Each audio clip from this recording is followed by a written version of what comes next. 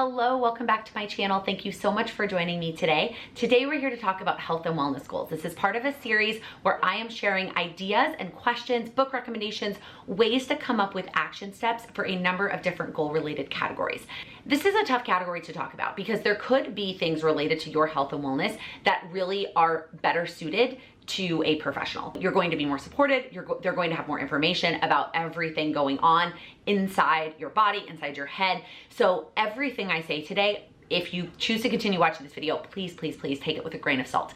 I am sharing today what I have learned working with a number of people one-on-one on this goal. This is one of the most common goals that people who work with me one-on-one choose to focus on during our time together. And so I have learned a lot about what action steps are really going to help get the momentum started, and really what action steps are helpful to focus on that are going to feel realistic and doable. I did a whole video last month on setting realistic goals, and I feel like this can be one of those goals that it's hard to create small action steps that actually feel like they're doing something while also being reasonable and realistic in your everyday life. So I'm going to do the idea section a little bit different this week than I have the past 2 weeks. Last 2 weeks, I just listed 10 ideas and the 2 categories that we talked about. This week, I'm gonna talk about the 5 areas of health as it relates to physical health that I have determined both on a personal level when I've been working on this goal for the past few years, as well as working with people one-on-one, that really helps them look at this goal from a big picture. And as always, there are a million and one ways to go about any given goal. This is not the right answer. This is not the only answer. This is just what I have determined works for me and what I've also seen success with the people that I've worked with one-on-one. So the first category, the first action step really that I always start with when it comes to this goal is water intake. Most of us are not drinking enough water, and it is amazing how increasing your water intake can have a positive impact on so many other areas of your life, and especially your physical health and wellness.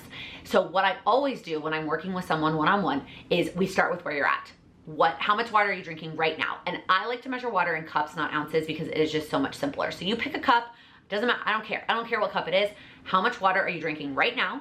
Start with where you're at, and we're gonna increase it a little bit at a time until you feel good about that amount, and then we're gonna increase it a little bit more. So if you come to me and you're drinking 1 cup of water, whatever that cup is, the next week your goal is gonna be 1.5.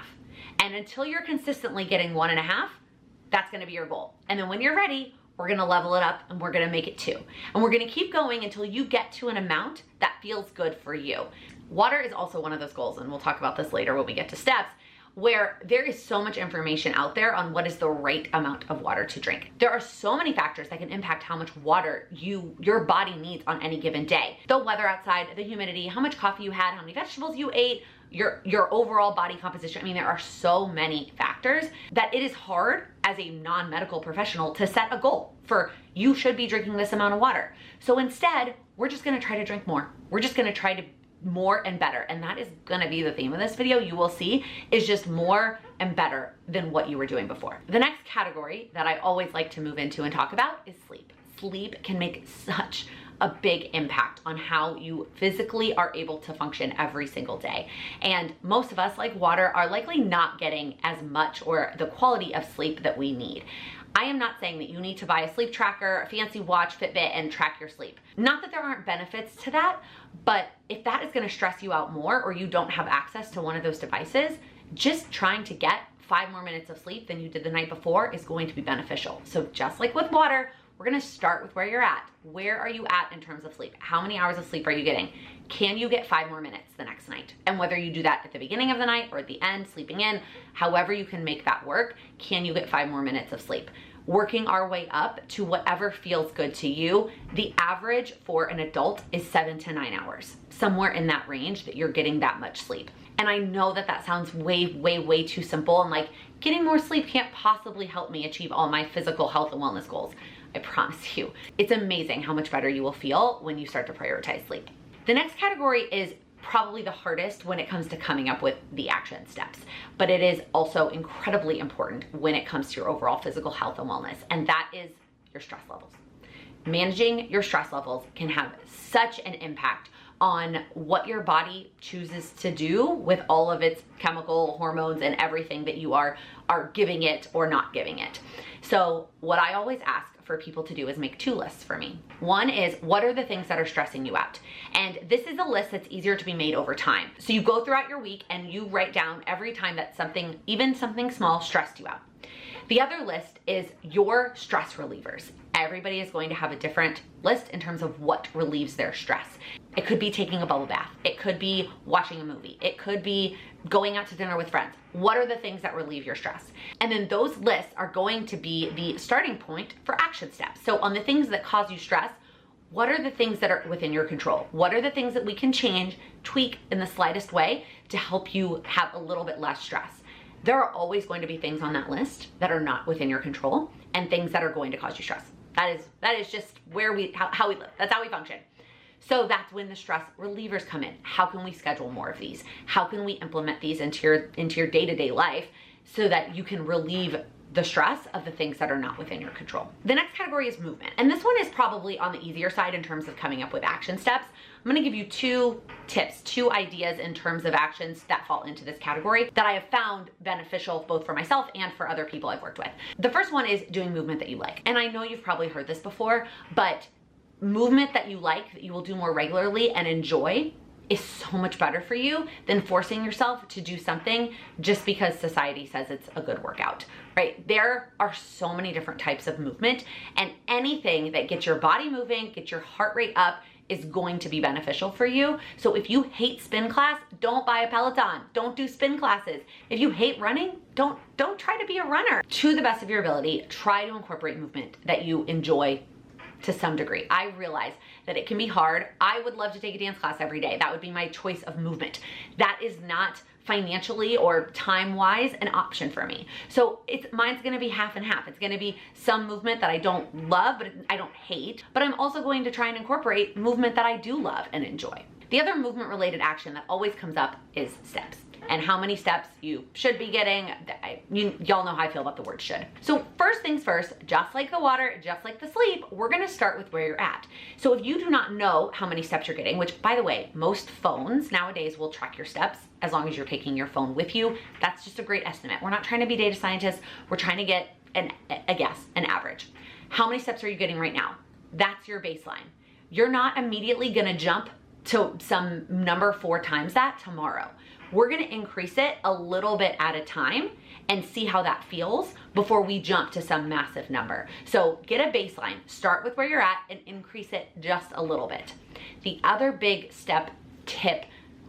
action step that I just think is absolutely valuable that I got from my friend Justina, who also has a fantastic YouTube channel talking all about health and wellness goals, is a weekly step goal. Every day is gonna be different. There might be days that you could get a lot of steps, and then there might be days that you are super busy all day and you have no time to go out for a walk. What's beneficial here is setting a goal for the week, making it a goal to get a certain number of steps over the course of the entire week. That way you can make up for it on the days that you are busier. All of that said, I know that you have probably seen before that you need to be getting 10,000 steps a day. And yes, it would be beneficial if we could all go get 10,000 steps every single day. But 10,000 steps is a lot, and that can take up a lot of time. Depending on if you're spending all day at a desk, getting 10,000 steps might take up a lot of extra time in your day that you don't have. So if you're never able to get up to 10,000 steps a day, it does not mean that you're a failure and you're never going to achieve your health and wellness goals. Going back to what I said before about the water, our goal here is better and more. Are you doing more steps than you were doing last week, last month, last year? Awesome. And of course, you're probably not surprised at this point that the last category for this goal is food and what you are putting into your body. And again, not a trained professional, not a doctor. I have no certifications in this category whatsoever. So I'm not here to give you any action steps that are concrete, like eat this many vegetables or eat this much protein. That is not my area of expertise. The tip I'm gonna give you related to action steps as it pertains to food is thinking about those 1% improvements. I elaborated more on 1% improvements in a video I did last month, but really what we're looking for is the tiniest, smallest change that you can make that is going to help you get closer to your goals, right? So for me, it's something like always making sure that I have a vegetable when I eat out. It's alternating water with a drink when I go out to dinner. For me, it seems like all my food related decisions that I struggle with are when I'm eating out. But if it's eating at home, maybe it's cooking more meals at home. I'm gonna cook one more meal at home this week than I did last week. Frankly, that's more than a 1% improvement. But thinking about what are those little 1% changes that you can make from where you're at right now. That if you take one thing away from this video, it's start with where you're at. And instead of trying to immediately change everything about your life, it's making small changes more, better, 1% from where you're at now, and making those your action steps as it relates to your physical health and wellness. Okay, I feel like I talked a lot there. I'm gonna jump into the 5 questions to ask yourself to help you come up with maybe some specific action steps that are related to you. The first one is, what makes me feel good? So when do I feel good in my body? Whether that's something that you ate, something that you drank, something that you did physically, what makes you feel good? The next question related to this is, did I get outside today? Fresh air, vitamin D can make a world of a difference. Similar to what we talked about before is, how can I improve on what I did yesterday, last week, last month, last year? How can I make improvement? Notice I'm not saying, how can I be perfect? How can I change everything? It's how can I improve upon what I did last time? The next question I have on this list is, what foods do I love to eat? And how can I incorporate those while also working on my goals?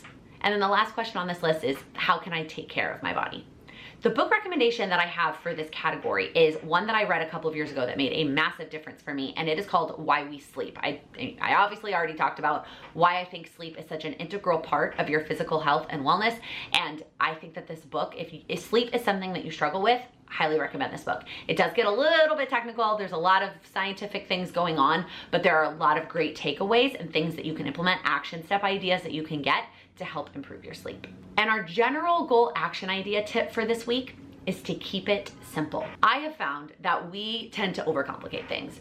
We like to be like, well, I need to be hitting this calorie number and this protein number. I need to be drinking this many glasses of water. I need to get this many steps per day and this many per week. And like just this vast number of things that we need to accomplish on a regular basis when it comes to this goal, or any goal for that matter. These tips at the end of the video are meant to apply to any goal. Keep it simple. How can you set a goal that's easy for you to focus on, right? That's why I talk about water in terms of cups instead of ounces. It's so much easier for you to be like, my goal is to drink 2 of these cups a day, versus trying to measure it in ounces. How can you take your action steps and make them simple? It doesn't necessarily mean that it's not gonna be a little challenging or a little bit hard, but not overcomplicating it. We can still achieve our goals even if our action steps are simple. And that is going to be it for this video. I hope that you found this video helpful. We have one more video next week with some goal action ideas. If you are finding these videos helpful, please give it a thumbs up. If you're new here, please click that subscribe button. I upload new videos every Monday, Wednesday, and Friday focused on helping you achieve your goals. Thank you so much for watching. Going to be, I'm trying to find the right word. Factors, 10,000, are probably not surprised at this point, but blah, blah, blah. The next question I have on the next